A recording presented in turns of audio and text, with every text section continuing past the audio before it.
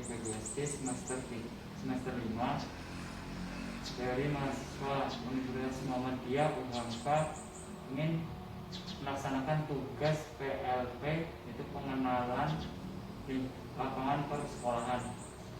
Ingin memenuhi tugas tersebut, saya ingin bertanya atau mewawancarai Ibu tentang karakteristik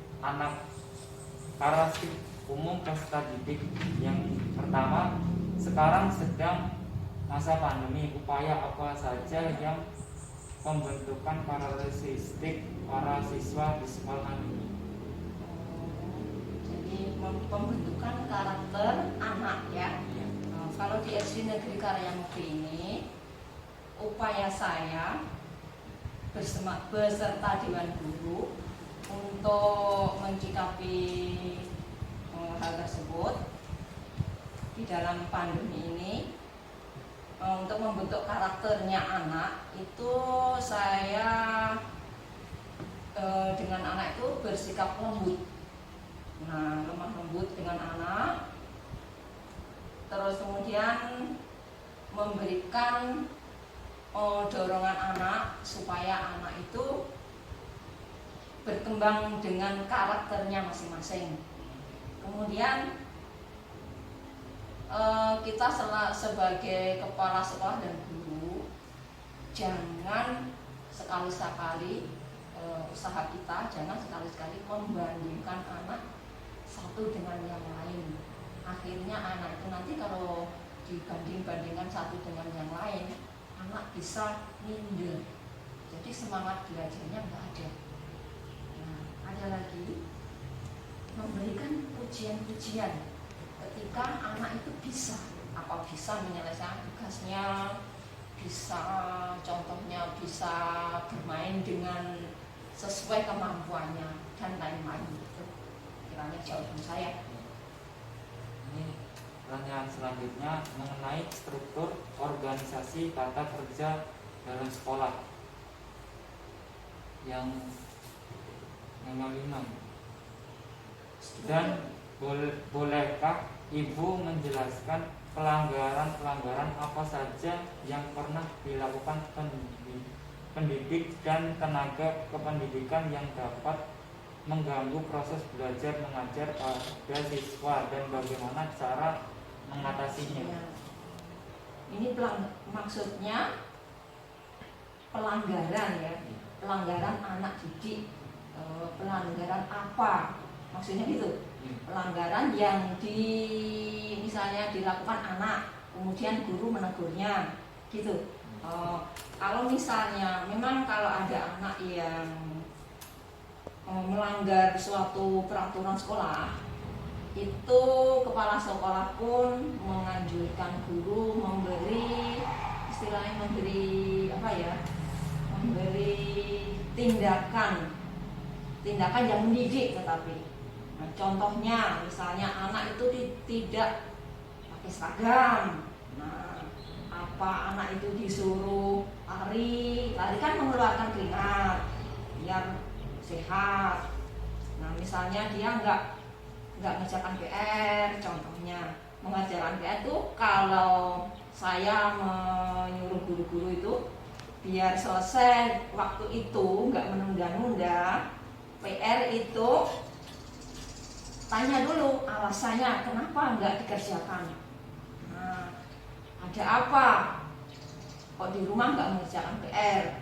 Mungkin dia nanti bisa menjelaskan, oh alasannya gini. Nah, untuk menyelesaikan itu, guru menindaklanjuti siswa, suruh keluar kelas untuk menyelesaikan PR tersebut.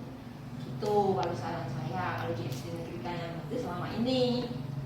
Terus apa lagi kira-kira? Yang selanjutnya tentang peraturan dan tata tertib sekolah. Dalam pelaksanaan tata tertib di sekolah, bagaimana sekolah mensosialisasikan tata tertib tersebut kepada semua siswa, dan upaya apa yang dilakukan sekolah untuk mengenalkan tata tertib tersebut? tata tertib sekolah ya. Kalau tata tertib sekolah untuk berarti ini istilahnya memberi pengumuman, ya kan? Nah, memberi pengumuman pada anak supaya anak tahu bahwa tata tertibnya di SD negeri Karyamukti kayak apa gitu. Nah, sebagai kepala sekolah, saya membuat papan pengumuman. Nah, kemudian papan pengumuman itu ditempel di depan kelas atau di depan kantor ya, biar anak membaca terus ngerti tata caranya di SD negeri Karyamukti itu kayak apa misalnya. Nah, disiplinnya kan sudah di situ ada ditulis. Kemudian kirain apa lagi? Kegiatan seremonial formal di sekolah. Selama pelaksanaan pembelajaran dilaksanakan secara blended, apakah upacara bendera tetap dilaksanakan atau tidak? Dan khususnya di masa pandemi ini, apakah kegiatan seremonial tetap dilaksanakan? Kalau jawaban saya ya, kalau masa pandemi ini untuk kegiatan tersebut di SD Negeri Karyamukti ini tidak dilaksanakan. Karena takutnya nanti perkumpulan banyak, terus anak-anak SD itu biasanya nggak bisa jaga jarak. Jadi kami memutuskan kalau kegiatan itu tidak dilaksanakan untuk sementara waktu. Nanti kalau sudah masa pandemi ini sudah nggak ada lagi istilahnya, insya Allah kegiatan itu dihidupkan kembali. Berupa kurikuler, ortokurikuler, dan ekstrakurikuler. Apakah di sekolahan ini melakukan kegiatan rutin berupa kurikuler, ortokurikuler, dan ekstrakurikuler? Kalau kegiatan tersebut, maaf ada ini ya, ada mas telepon buka deh. Untuk kegiatan kurikuler itu ada masih berlanjut, tetapi itu tadi nggak bisa kayak seperti normal.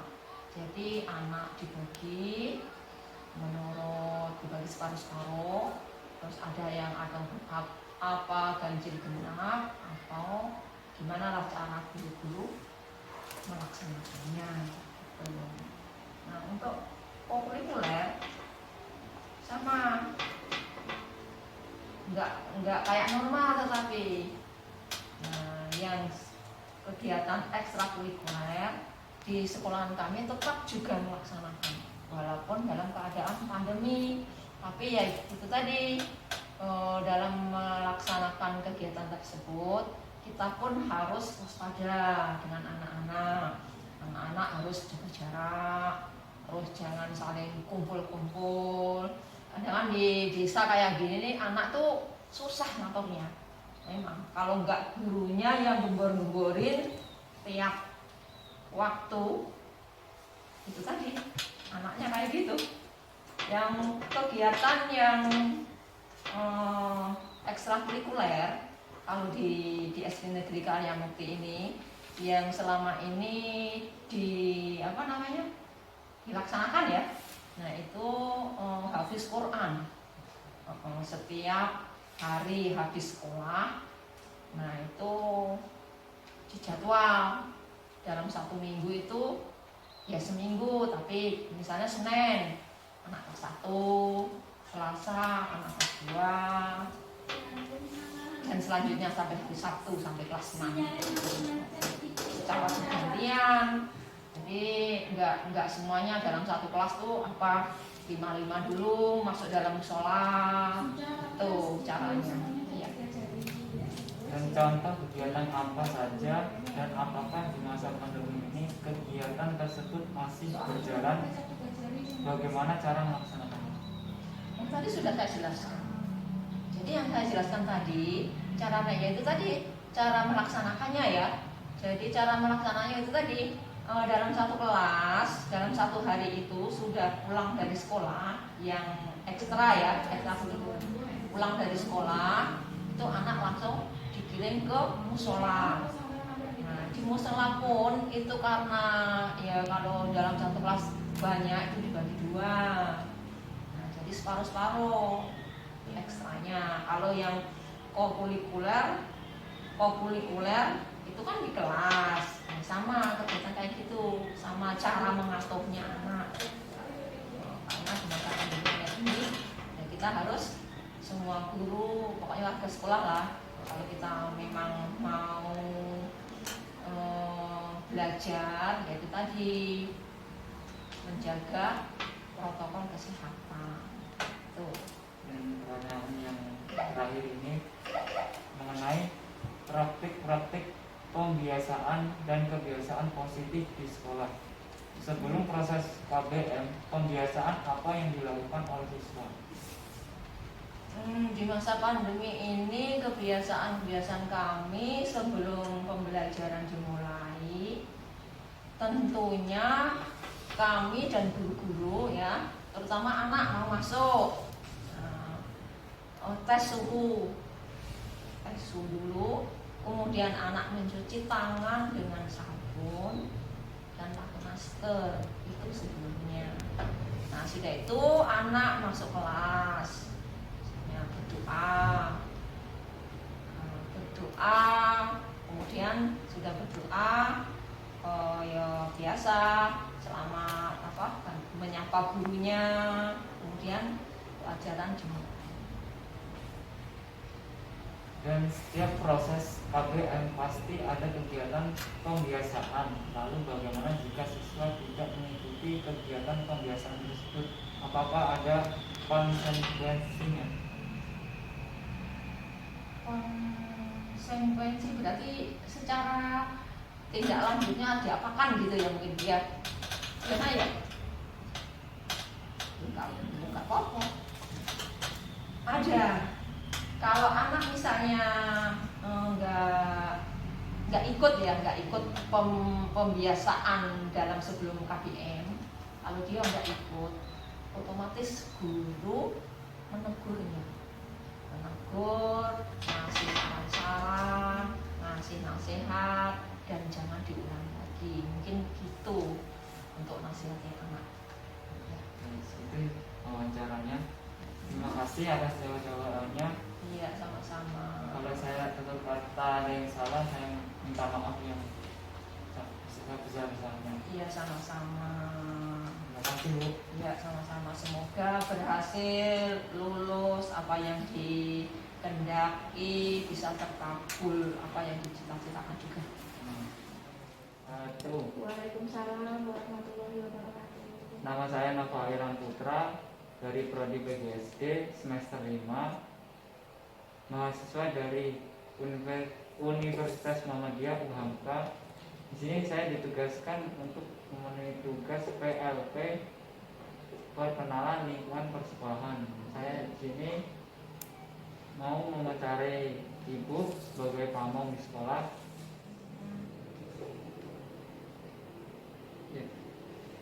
Yang saya di sini ingin mencari tentang kegiatan pembelajaran secara luring atau daring secara dilakukan pada saat pandemi COVID-19 di SD Karya Mukti. Ini sudah diadakannya pembelajaran tatap muka terbatas. Apa saja hal yang harus diperhatikan dalam melaksanakan pembelajaran tatap muka terbatas ini? Nah, jadi kalau untuk pembelajaran tatap muka terbatas ini, tentunya SD Karya Mukti itu kita menggunakan sistem dengan ganjil dulu. Kita bagi kelompok dulu sesuai urutan absen untuk mencegah terjadinya kerumunan di sekolah. Dan sesuai protokol kesehatan, sebelum datang anak-anak harus dicek suhu dulu, cuci tangan, dan juga harus selalu memakai masker. Nah itu untuk yang harus memang benar diperhatikan. apabila nanti ada salah satu anak yang demam, itu belajar di rumah saja, karena takutnya untuk agar tidak terjadi hal-hal yang tidak diinginkan. Pertanyaan selanjutnya itu mengenai proses penilaian yang dilakukan dalam pembelajaran luring atau daring. Pertanyaannya, bagaimana cara memantau apabila ada materi yang mengharuskan siswa praktek seperti dalam pembelajaran seni atau olahraga di pembelajaran daring, dan bagaimana cara ibu menilainya? Nah, jadi kalau untuk menilai ini ya, praktek tugas olahraga atau seni ya, kalau seperti di SD kita ini olahraga, untuk pembelajaran daringnya anak-anak itu misalnya hari ini olahraga tentang atletis. Nah, anak-anak harus merekam dengan video, dan tentunya itu ada kerjasama dengan orang tua sehingga pembelajaran tetap efektif, kita bisa menilai. Jadi anak-anak melakukan gerakan atletis tersebut direkam oleh orang tua dan dikirimkan via WA untuk menilai tugas praktiknya. Pertanyaan selanjutnya mengenai kendala yang ditemui selama pembelajaran luring atau daring. Menurut ibu, apabila ada satu keluarga yang memiliki satu gadget untuk beberapa anggota keluarga dan memerlukannya secara bergantian di waktu yang sama, bagaimana cara bapak atau ibu untuk menanggapi masalah tersebut?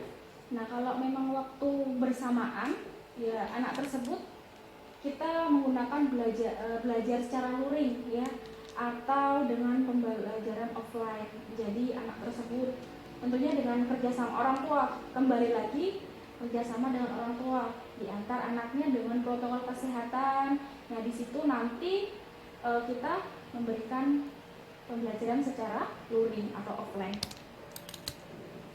Yang terakhir ini, motivasi siswa selama pembelajaran luring atau daring. Motivasi seperti apa yang diberikan oleh bapak atau ibu guru kepada siswa selama pembelajaran luring atau daring? Nah, jadi kalau motivasi ini ya kembali ke orang tua lagi, karena kan untuk pembelajaran daring itu kan di rumah dan tentu dalam pengawasan orang tua. Jadi kita bekerja sama dengan orang tua untuk orang tua itu dapat membantu anak untuk memutuskan dan memahami dengan segala bentuk konsekuensi yang ada, dan kemudian orang tua juga harus memahami kondisi si anak. Hal ini kadang yang jarang ada karena orang tua kurang paham atau sensitif dengan apa yang terjadi, terutama saat anak bosan belajar. Nah, disitulah peran orang tua untuk mereward atau memberikan seperti penghargaan lah untuk anak tersebut, agar anak tersebut tidak merasa bosan dan tentu semangatnya ada. Itu untuk motivasi ya, kembali ke orang tua. Terima kasih atas jawabannya, sangat luar biasa. Ya udah selesai pertanyaannya. Terima kasih dari pertanyaan-pertanyaan saya. Kalau ada salah saya minta maaf. Terima kasih banyak, Bu. Iya, sama-sama. Semoga lancar untuk tugasnya dan semoga lulus. Amin.